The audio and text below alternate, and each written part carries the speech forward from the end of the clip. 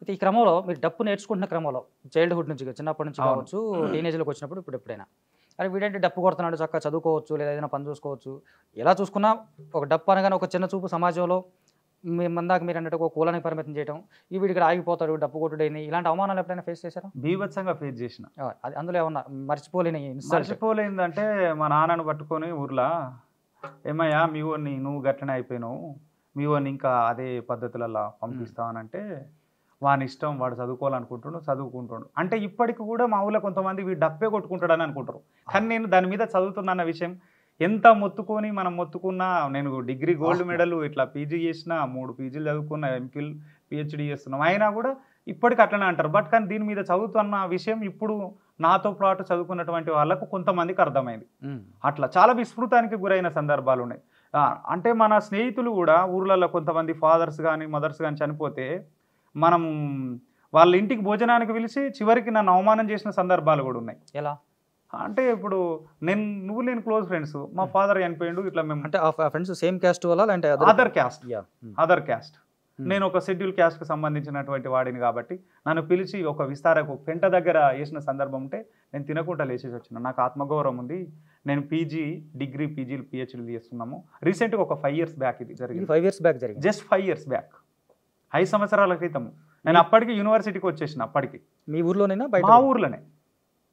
Okay, ఆ సంఘటన చెప్పండి, వాళ్ళకి తెలిసింది. ఇప్పుడు వాళ్ళు ఎంత గొప్ప కళాకారుని ఎంత గొప్ప వ్యక్తిని అవమానించారో వాళ్ళు ఒకసారి వాళ్ళకి ఇప్పుడు రియలైజ్ అవుతారు. సరే, చాలా ధన్యవాదాలు మీకు. ఎందుకంటే మీలాంటి తిట్టేటువంటి వాళ్ళు, మీలాంటి విస్మృతం గురి చేసేటువంటి వాళ్ళు ఉన్నంత కాలం వాడికి లోపల ఒక ఫైర్ అనేది ఉంటుంది, అంతర్గత ఆత్మ.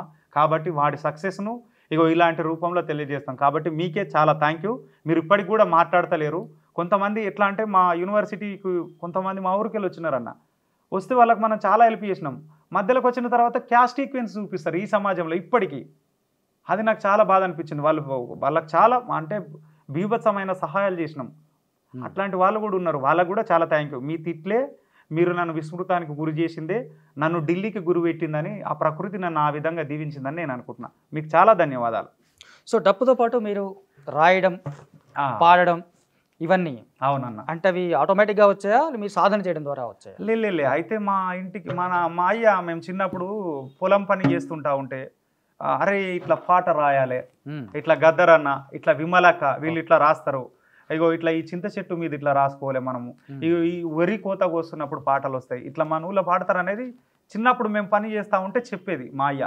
అట్లా ఆటోమేటిక్గా నాకు తెలియకుండా నేను కూరగాయల మీద చిన్న చిన్న మినీ కవిత్వాలు, లేకపోతే మనం చేసే నడక మీద చిన్న మినీ కవిత్వాలు, చిన్న చిన్న జోక్స్, అట్లా మా నాన్న చెప్పినా కొద్ది చూద్దాం అని ఒక చిన్న డైరీ తెలియకుండా పెడితే, మా ఇంటికి ఒక కామ్రేడు మా నాన్నతోటి ఉన్నటువంటి ఒక సెంట్రల్ కమిటీ సభ్యుడు వచ్చి, ఆ వీడు బాగా రాస్తుండు బాలన్న అని రహస్య జీవితంలో ఉన్నటువంటి వచ్చి ఎంకరేజ్ చేసాడు. వీడి పేరు మన ఊరు పేరునే పెట్టాలా, వాడికి అందే. అదే అడుగుదాం అనుకున్నాను నేను. అన్న మీ ఇంటి పేరు అంగడి? అవును, మా ఇంటి పేరు అందే అని పెట్టుకున్నారు. కారణం ఏంటని అడుగుదాం అనుకుంటాను, మీరు చెప్తున్నారు. సరే చెప్పండి. అట్లా ఆ కామ్రేడు పెట్టడం జరిగింది. దానికి కొన్ని రోజులు మనము పాపులర్ అంటే మనుగడలోకి తీసుకురాలేదు అందే భాస్కర్ అనేదని. కానీ ఇంటర్మీడియట్ తర్వాత ఒక జర్నలిస్టు అన్న, నేను ఈ కవిత్వాలు ప్లస్ నా ప్రదర్శనలు అవి చూసిన తర్వాత ఆయన పెట్టింది బరాబరే, ఇప్పుడు నేను కూడా అదే పేరు పెడుతున్నాను. నీవు అంగడంటే అక్కడనే ఉండిపోతావు, ఇక్కడ అంగడి లెక్క, కానీ అందే అంటే ఒక గజ్జె ఒక మూవ, కాబట్టి ఈ దేశంలో నువ్వు మారుమవుతావని మా దగ్గర ఇప్పుడు సాక్షి రిపోర్టర్గా చేస్తుండ. అప్పుడు వార్తలు ఉండే. బాలరాజ్ అన్న చాలా థ్యాంక్ యూ. కామ్రేడ్ డేగల సుభాష్ అన్న పెద్దనాన్న మీరు చనిపోయారు, మీకు కూడా చాలా థ్యాంక్ యూ వాళ్ళిద్దరు.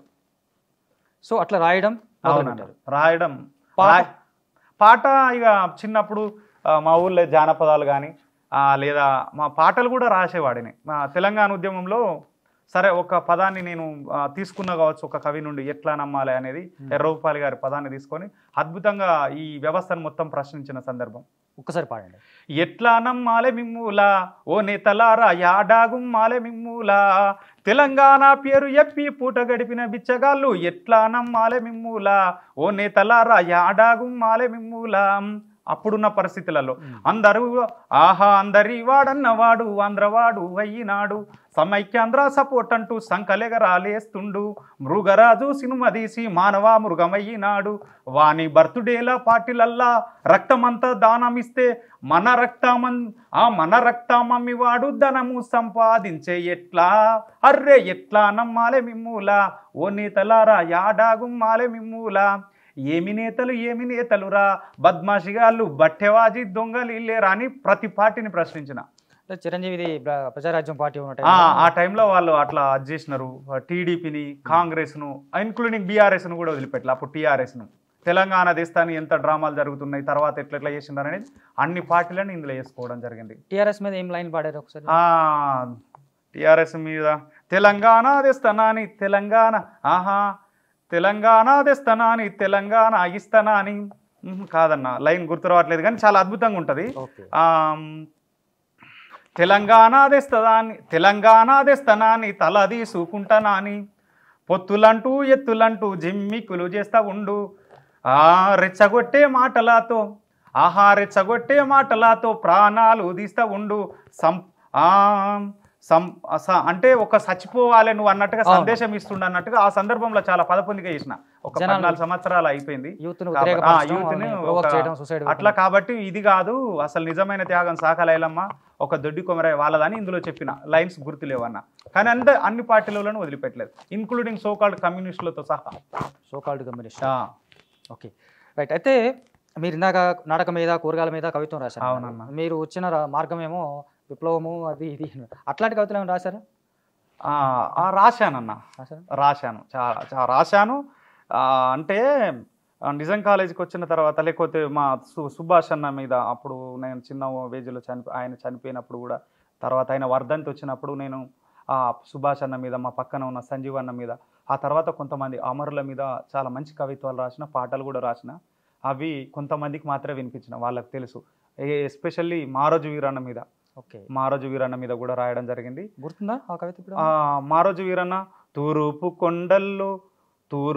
కొండల్లో తొలిపొద్దు ఒడిసింది కరివిరాల కొత్తగూడెం కమ్మరిల్లు మొలిసింది ఈ రోజు మా రోజు వీరన్న రారా మునుముందు ప్రజల ధైర్యాల గొంతురో అందుకోర గుత్పంటూ అన్న మొదలు పెట్టెరో ప్రతివాదుల గుండెల్లో గుణపాలు దించెరో ఈ రోజు మా రోజు వీరన్నరారా మునుముందు ప్రజల ధైర్యాల గొంతురా అని చెప్పి చివరిలో తూర్పు కొండల్లో తొలిపొద్దు ఉదయించింది కరివిరాల కొత్తగూడెం కమ్మరిల్లు మొలిసింది ప్రతి ఇంటికి మా రోజు వీరన్నరారా మన తినే కంచములో మెతుకులయ్యి నూరారా అని మారోజు వీరన్న మీద మంచిగా రాసుకున్నాను చాలా చాలా బాగుంది సో ఇప్పుడు డప్పు దగ్గరికి వద్దాం అన్న డప్పుకు సంబంధించి మీరు మొట్టమొదటి అప్లాస్ అంటే ఉంటుంది కదా మనకు ఒక దశ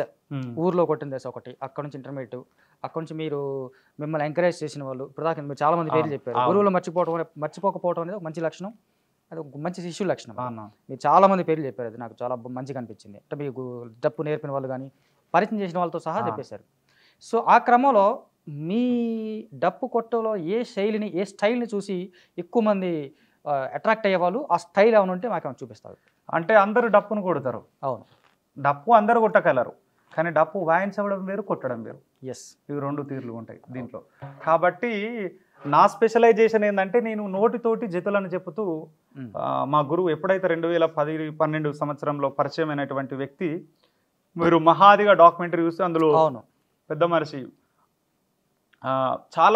చాలా రకాల అవార్డు వచ్చినాయి మా సార్కు. ఆయన 1975 సంవత్సరంలో అమెరికాలో ప్రోగ్రామ్ చేశాడు ఇదే డప్పును పట్టుకొని.